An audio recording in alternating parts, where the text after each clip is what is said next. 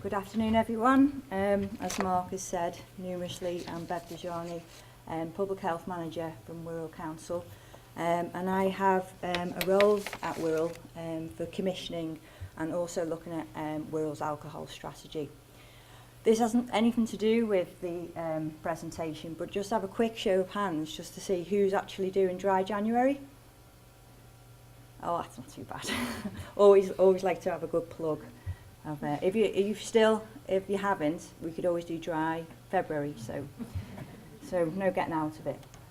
So I'm here today to talk about Wirral's Identification Brief Advice Programme. It's an alcohol programme, and we started the programme in about 2008, and we started the monitoring of that programme exactly the same time we implemented it as well. We had a target back then where we would set to achieve 55,000 screens between 2008 and 2013. Now the screens were either to be done by, conducted if you went into a specialist treatment and you were offered an intervention from a specialist treatment advisor, right the way through to what we call on Wirral the alcohol quiz. For those professionals in the room, you'll know this is the alcohol audit. It's 10 questions, and we also ensure that this is collated and that is classed as one of the screens. It's a public health commission service, and the service that we're currently commissioning with is Cheshire and Wirral Partnership Trust. And what they have is they have the responsibility of overseeing the programme and ensuring its effective implementation. So they actually deliver the screens themselves, and they also ensure that they go out into the community and train up community services to be trained adequately to deliver the screening programme on our behalf as well. Currently we have about 10 community services, but at its peak in the last sort of 5 years we've had about 20 different services, and they'll range from anything from one-stop shops to our Healthy Hearts programme to job centres. And we ensure that we give them quality assurance and ensure they have all the materials to deliver that. Now they don't get paid for that particular service, they just embed that into what they do generally. We also ensure that we deliver the services through pharmacies, but it's slightly different in that we run it as a payment by activity, so they do get paid. And we currently have 28 pharmacists who are active across the Wirral, and it's quite a good geographical spread. So it'll be interesting as we go into the data set to see for those who are getting paid versus those who aren't getting paid, and how we're delivering on that side. We also collect audit through our online website that we have, which is www.wirralalcohol.co.uk, if you should choose to have a little look at that. And we also have a free phone 0800 number, and we can collect audit from that as well. So very quickly, the key elements of the programme. First of all, identification. For the pharmacies, we are quite specific, and we do set a criteria in which that we ask pharmacies to look out in particular clients. So high blood pressure is one, for example. We also encourage that people are not screened more than once in every 12 months, so every 12 months just to be screened. The screening, as I said, it's done in varying ways. The particular element I'll be talking about today is the data collection that we get from the quiz. For those of you who aren't aware, the quiz will spit out at you a type of drinker that it thinks that you are by answering the 10 questions. Dependent on where you lie, you could end up where you'll be classed as a low-risk drinker, so you are offered a very, very brief advice and told to go on your way, and that's very good. If you score between 8 and 15, you'll be offered a brief intervention. 16 plus, you'll be offered a referral to our specialist treatment service. And that's where the referral is, and currently that's CWP. We do encourage that individuals are followed up where possible, but we have found that that is proving quite tricky. And then the key part of it is the monitoring of the service, so we can actually see how each of the agencies are getting on.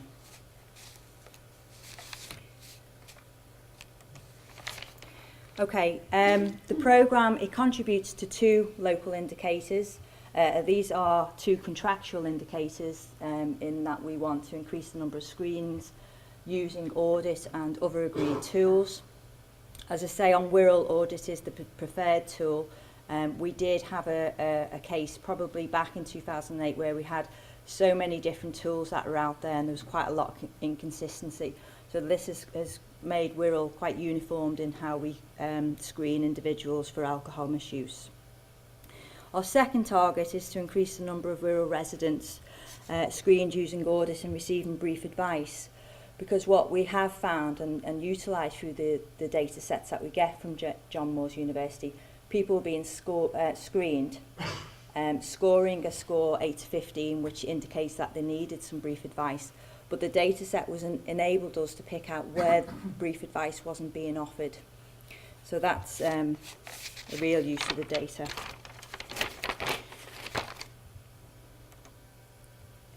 The data set, again, that we get from JMU can help us strategically see how we're meeting, for example, the latest government alcohol strategy aims. And the ones in red are the ones that this particular data set can evidence and identify performance against those national aims. So changing behaviour, number 1, and reducing the number of adults drinking above the NHS guidelines. You could argue it does contribute to all of those, but I think they're the 2 key ones, and the data set allows us to evidence against those. Okay, I put this picture up. This isn't a picture of me, because I am, for those of you who can't see, 6 months pregnant, so this isn't me. It fell in there. This is a picture of a young lady in her 20s who's suffering from liver disease. And I put this in because I thought it was important to identify that we use the data set and we use the programme, because ultimately this is what we're using the programme to do and prevent this happening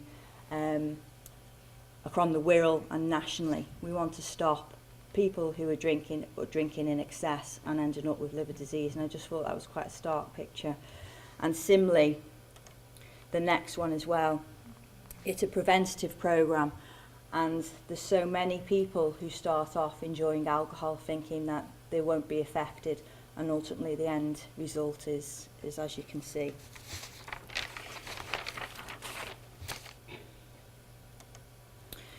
So what do we get from the Centre of Public Health? Well, we get the reports quarterly. It's a new way of receiving the reports. We were getting them on a monthly basis, but we get them in a quarterly format, and we get them much more detailed now.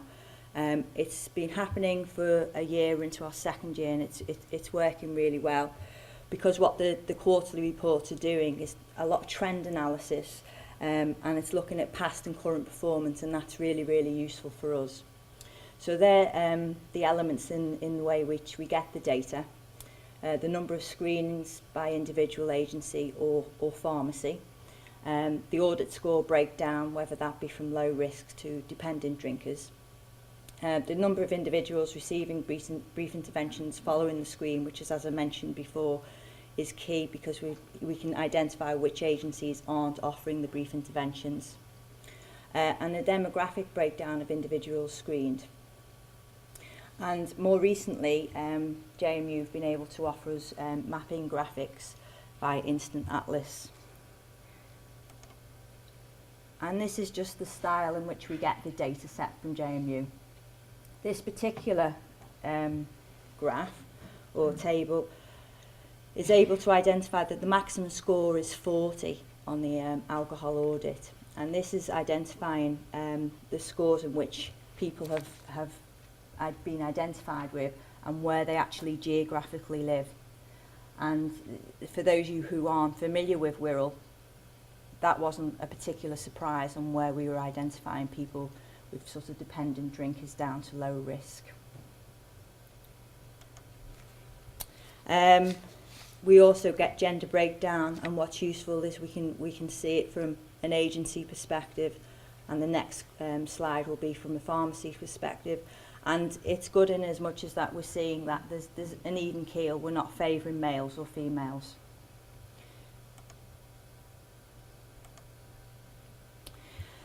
This particular slide is the one that I sit with our service provider, and we spend a lot of time going through this one because over the years we've had lower risk drinkers coming out quite strong, quite high.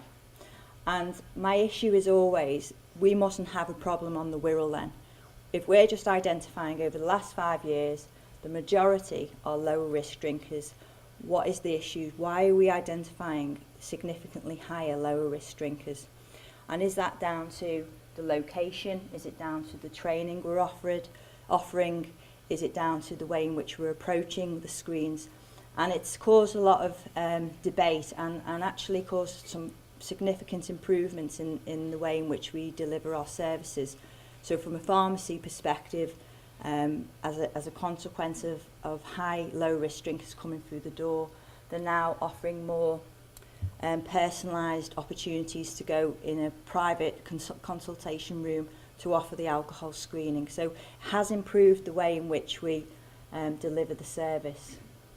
Interestingly, probably having the data and plugging away with the service provider, increasing risk hazardous drinkers has improved, and that was probably our highest performance in that particular area in 2012-13.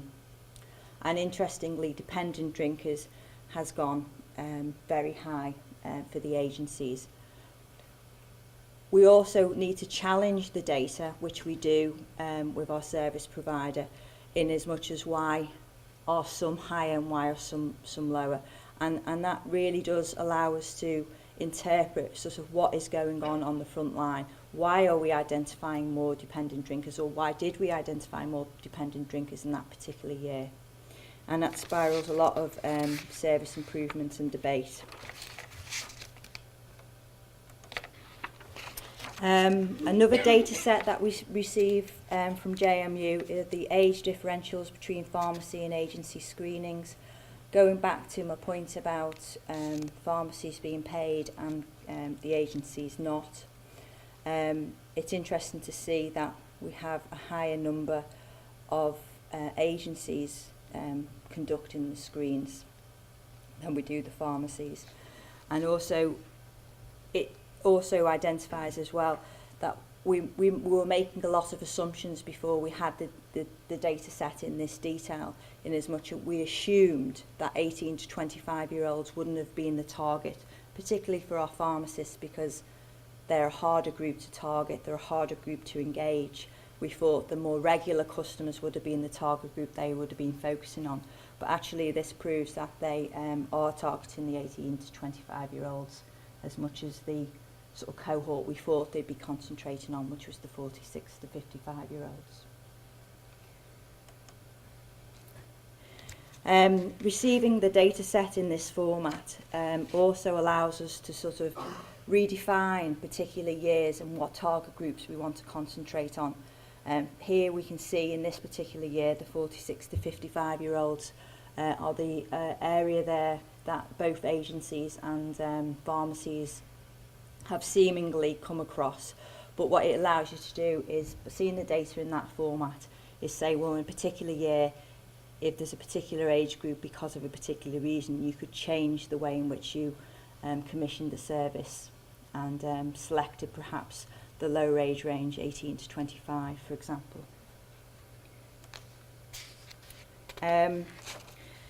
This isn't uncommon for the Wirral. We tend to identify white British as the population type, mainly because of the ethnicity breakdown on the Wirral.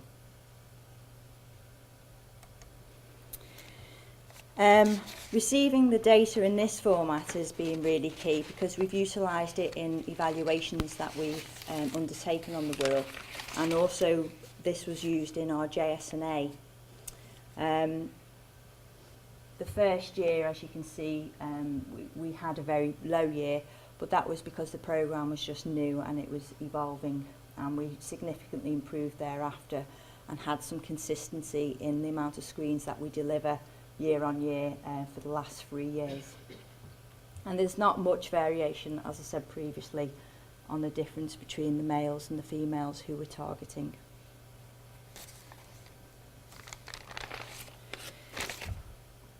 What this is interesting and enables us to do in this format, as I said from the previous slide, the last 3 years there isn't a huge difference in the numbers of screens that we've achieved. They're there or thereabouts around 10,000. But what this identifies for us is the different types of drinker that have come out through those previous years. I will just take you quickly to this one. This shows for the last year, 12-13, that we had a significant increase from 2008 for both males and females to the current year, 2012, for dependent drinkers. So albeit that we had 10,000 screens for the last 3 years, it was interesting to see that the increase was both significant for both males and females. And similarly, there's been, if I can go back, similarly, you can see from the hazardous as well columns that there hasn't been a trend consistently going up or going down. There's been quite different spells of when we've targeted hazardous drinkers, and it's particularly low in the 12-13 compared to for males anyway, compared to the 2008-9. So it allows you to sort of look at the year span and how in which the programme is developing or changing. Okay, so from a commissioner feedback, the data that we receive is really useful because we use it as a performance management tool with our service provider and with the pharmacies. It definitely has assisted us with improving service delivery. We use it to inform the development of new services. We're just in the process of recommissioning our drug and alcohol services, so it'll be utilised for data sets in there. And as I said, we've used it to inform evaluations and needs assessments, particularly the JSNA. And I thought it was equally important not just to give it a one-way street of how important that we find it as a commissioner, but from a provider service feedback. The feedback they've given me is they said it assists with meeting commission targets, and it also informs project planning for them and targeting key areas which highlight concerns or lack of information.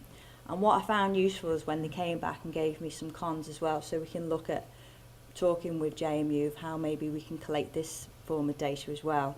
The quality of individual interventions and the time taken per intervention are not reflected, and I think that really is key, and I think that's important if we are contemplating sort of ensuring that the preventative programme is reducing alcohol misuse, and therefore the impact of what we're providing as the brief interventions to do that is important.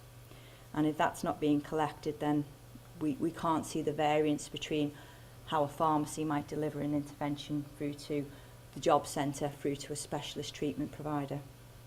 And they also reported that the data set currently doesn't record those individuals who refuse.